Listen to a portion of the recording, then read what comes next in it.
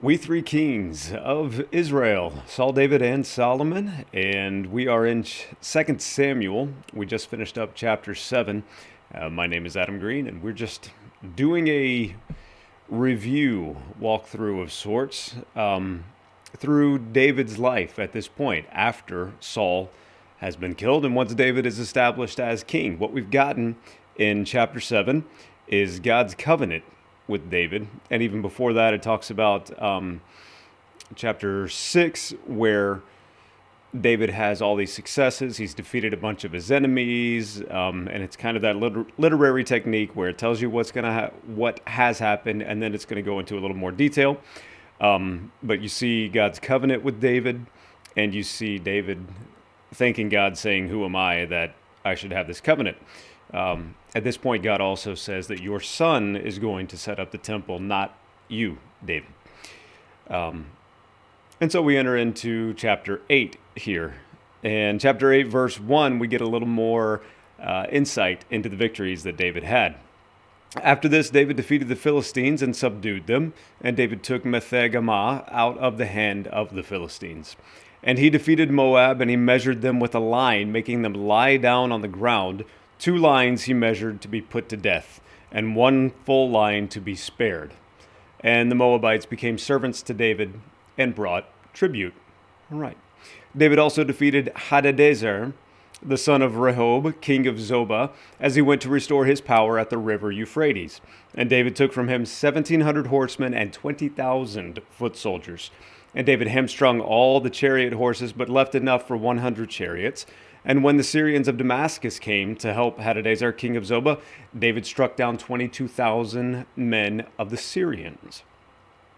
Then David put garrisons in Aram of Damascus, and the Syrians became servants to David and brought tribute. And the Lord gave victory to David wherever he went. The Lord gave victory to David wherever he went. And David took the shields of gold that were carried by the servants of Hadadezer and brought them to Jerusalem. And from Betah and from Berothai, cities of Hadadezer, King David took very much bronze, a lot of spoils of war. When Toi, king of Hamath, heard that David had defeated the whole army of Hadadezer, Toi sent his son Joram to King David to ask about his health and to bless him, because he had fought against Hadadezer and defeated him. For Hadadezer had often been at war with Toi, and Joram brought with him articles of silver, of gold, and of bronze. And watch what David did, verse 11 here. These also King David dedicated to the Lord, together with the silver and gold that he dedicated from all the nations he subdued, from Edom, Moab, the Ammonites, the Philistines, Amalek, and from the spoil of Hadadezer, the son of Rehob, king of Zobah. And David made a name for himself when he returned from striking down, as if that wasn't enough, he made a name for himself when he returned from striking down 18,000 Edomites in the valley of Salt. Then he put garrisons at Edom. Throughout all Edom, he put garrisons, and all the Edomites became David's servants. And the Lord gave victory to David wherever he went. So David reigned over all Israel, and David administered justice and equity to all his people. This is not the same equity in the sense that we use it today. This is equity in the sense of rightness and goodness. And that's what he administered, justice and equity to all his people. Joab, the son of Zeruiah, was over the army, and Jehoshaphat, the son of Ahilud, was recorder. And Zadok, the son of Ahitub, and Ahimelech, the son of Abiathar, were priests. And Sariah was secretary. And Benaiah, the son of Jehoiada, was over the Cherethites and the Pelethites, and David's sons were priests. Interesting how that happens sometimes. He set up priests that maybe weren't necessarily supposed to be priests, at least the way that it reads here, right? And yet, he's still called a man after God's own heart. We know some of the main stories of David, right? We know about him and Bathsheba, which we're going to get into next time. But there are other little things that come out in this narrative that show that David was not a perfect man by any means whatsoever. Jesus when he talked to the Pharisees about the Sabbath. So he and his disciples are out walking through the field, picking up the heads of grain, plucking them, and eating them. And the Pharisees didn't like that too much. And Jesus said, well, don't you remember what David did? He ate the bread that wasn't lawful for him to eat. And remember, he lied to the priests when he went and ate that bread to get it. David was not a perfect man by any means whatsoever. God does not require perfection, nor does God ever use perfect people. Well, maybe one, but that would have been Jesus. And he also would have been God and a perfect man at the same time. But there are no good people when it comes down to it. We aren't good. We may be good in some senses of the word, the way we use it just in general terms, but as far as the way that God looks at good, there are none good. God does not use people who don't have sin in their lives somehow, some way, who aren't dealing with something, because we all deal with something. If you don't deal with anything, I would love to talk to you. Please let me know how to get in touch with you, because I have no idea how that's even possible. I tell you what, a lot of times I am pretty good and things work out pretty well before I fully wake up in the morning. But even oftentimes that's not the case. Thankfully, God works in and through that and in spite of that. And he's more interested in our trust in him and our relationship and fellowship with him than he is in whether we do everything right and correct or not. So we can see that in David's life, and we can see that God still called David a man after his own heart. I think of Revelation when in the second chapter of Revelation, we're going to run to that real quick. Revelation chapter 2. In verse 1, this is Jesus who's speaking, right? To the angel of the church in Ephesus write, the words of him who holds the 7 stars in his right hand, who walks among the 7 golden lampstands. I know your works, your toil and your patient endurance, and how you cannot bear with those who are evil, but have tested those who call themselves apostles and are not, and found them to be false. Sounds pretty good, right? I know you are enduring patiently and bearing up for my name's sake, and you have not grown weary. That sounds like something we would want to be, right? But I have this against you, that you abandon the love you had at first. Remember, therefore, from where you have fallen, repent and do the works you did at first. If not, I will come to you, and I will remove your lampstand from its place, unless you repent. And remember, that word means you change your mind about it. And if it's the love that they had at first, that's definitely more of a mindset change in order for that action to flow out of it. It's so easy for us to get caught up in what is the right thing to do versus the wrong thing to do, the right action versus the wrong action, that we get into this legalistic mindset that lacks love. And God wants love. Why do I even bring that up? Why do I go to that point? Because we're going to come back here to chapter 9 of 2 Samuel, and we're going to see a little bit of kindness that David has and a lingering love that he has, not just for Saul's family, and how it relates to Jonathan, how it relates to Saul. And we'll see that in chapter 9 here as we start. As we start in verse 1 of chapter 9, 2 Samuel, and David said, is there anyone still left of the house of Saul that I may show him kindness for Jonathan's sake? Now there was a servant of the house of Saul whose name was Ziba, and they called him to David, and the king said to him, are you Ziba? And he said, I am your servant. And the king said, is there not still someone of the house of Saul that I may show the kindness of God to him? Ziba said to the king, there is still a son of Jonathan. He's crippled in his feet. Remember, we read about that a while back when they were all fleeing, and then and he fell, or the lady who was carrying him fell, kind of crushed his feet, made him cripple in the feet. Verse 4, the king said to him, where is he? And Ziba said to the king, he is in the house of Machir, the son of Amiel, at Lo-Debar. Then King David sent and brought him from the house of Machir to the son of Amiel at Lodebar, and Mephibosheth, the son of Jonathan, son of Saul, came to David and fell on his face and paid homage. And David said, Mephibosheth. And he answered, Behold, I am your servant. I think they wanted him to know, look, I'm not following Saul or Ishbosheth. I'm not following those people. We're not trying to set up our own kingdom anymore. We're your servants now, right? And David said to him, verse 7, Do not fear, for I will show you kindness for the sake of your father Jonathan, and I will restore to you all the land of Saul your father, and you will eat at my table always. Continue on. As I'm losing my place here, let me get back to it.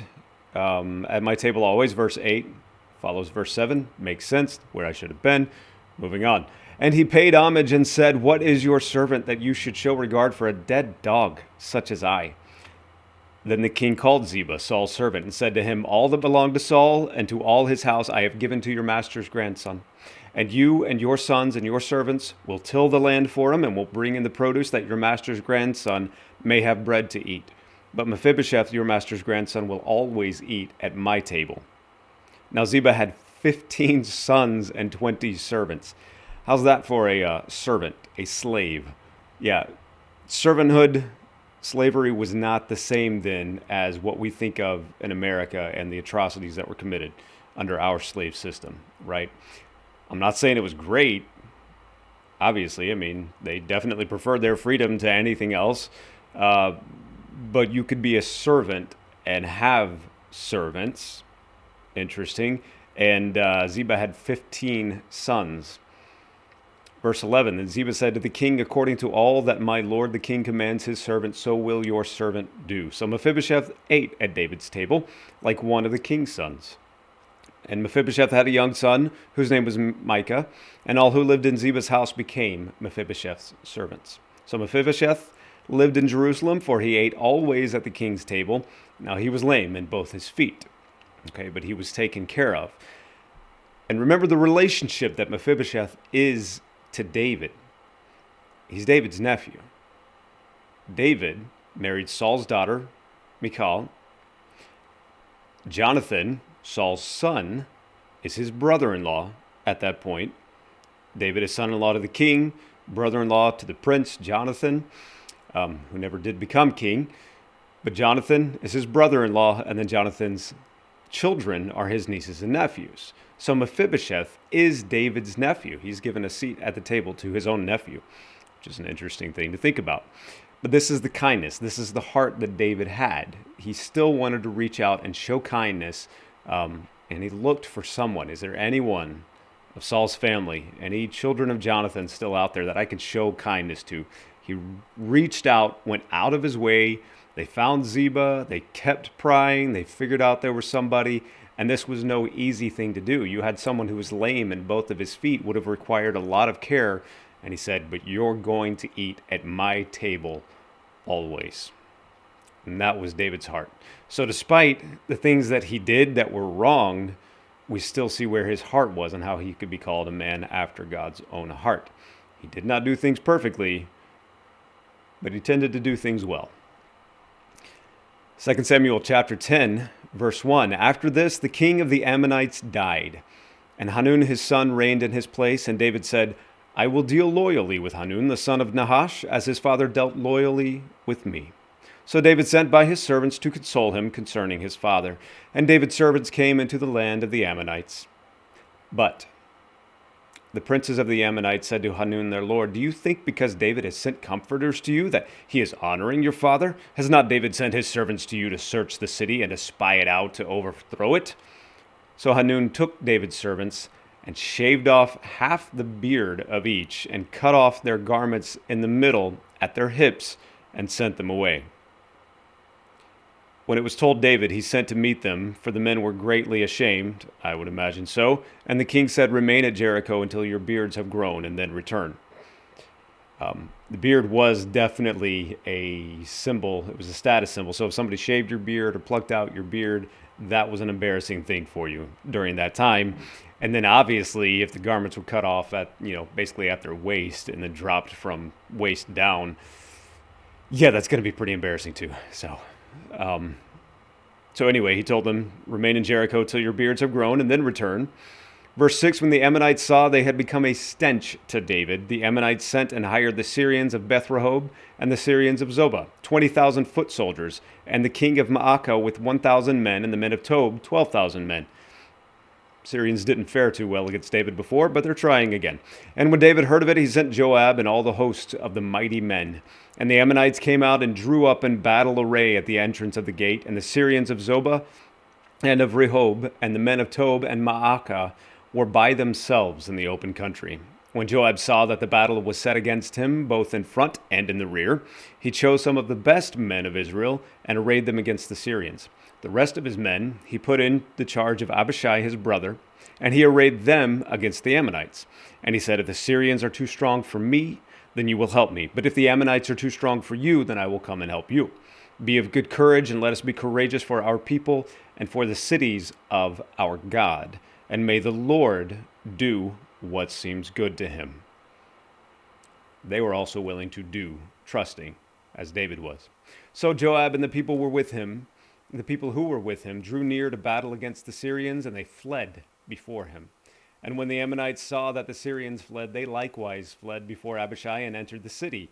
Then Joab returned from fighting against the Ammonites and came to Jerusalem. They had success. Verse 15, but when the Syrians saw that they had been defeated by Israel, they gathered themselves together. And Hadadezer sent and brought out the Syrians who were beyond the Euphrates. They came to Halam with Shobach, the commander of the army of Hadadezer, at their head. Remember, this is what was talked about before when David defeated Hadadezer. This is some of the detail of what had happened there. Verse 17, when it was told David, he gathered all Israel together and crossed the Jordan and came to Halam. The Syrians arrayed themselves against David and fought with him. And the Syrians fled before Israel. And David killed of the Syrians the men of 700 chariots and 40,000 horsemen, and wounded Shobach, the commander of their army, so that he died there. And when all the kings who were servants of Hadadezer saw that they had been defeated by Israel, they made peace with Israel and became subject to them. So the Syrians were afraid to save the Ammonites anymore. At least they were able to learn. It's a good thing for them. Well done, Syrians. Take your medicine and learn your lesson.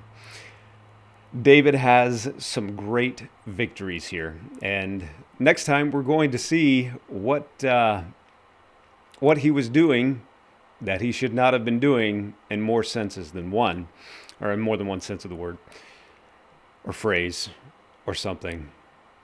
We're going to find out next time. It's David and Bathsheba, and it does deserve its own section because of the things that went on there and the consequences, and there are things that linger throughout. It's not just from David and Bathsheba, but the way that he looked at women, the way that he treated women, all the children that he had by all the different women.